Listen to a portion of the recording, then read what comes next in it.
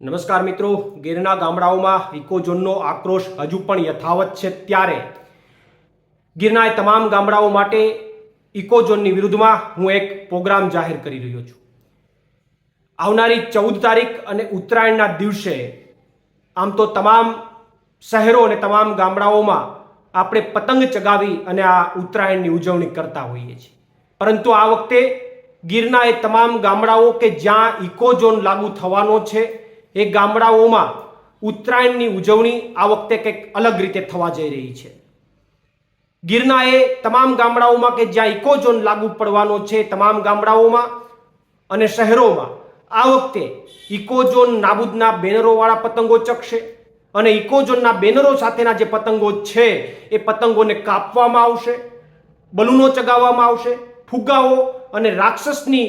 આકૃતિવાળા જે ફુગ્ગાઓ છે આ તમામ ફુગ્ગાઓ સાથે ઇકોઝોનના બેનરો જોઈન્ટ કરી અને એમને ચગાવવામાં આવશે અને એમને ચગાવીને ત્યારબાદ એમને કાપવામાં આવશે અને આ કાપીને સરકારને સીધો સંદેશ આપવામાં આવશે કે સરકાર જો આ ગીર વિસ્તારની અંદર બળજબરીથી ઇકોઝોન લાગુ કરવાનો પ્રયત્ન કરશે તો ગીરના લોકો આ ઇકોઝોનને જેમ પતંગને કાપે છે એમ આ ઇકોઝોનને પણ કાપી નાખશે। અને સાથે સાથે બીજો એક સંદેશ પણ આપવામાં આવશે કે જો સરકાર અહીંયાથી પણ નહીં અટકે તો આવનારા સમયમાં ગીર વિસ્તારમાં જે ભાજપની પતંગ ચગી રહી છે એ ભાજપની પતંગને ગીરના લોકો કાપી નાખશે અને બીજી કોઈ પતંગ ચગાવશે। આ સંદેશ પણ ગીરના લોકો આ ઉત્તરાયણના પર્વ ઉપર જે આયોજન થઈ રહ્યું છે આયોજનના માધ્યમથી આપશે। આભાર। પ્રવીણ રામ, પ્રદેશ ફ્રન્ટલ અધ્યક્ષ, આમ આદમી પાર્ટી।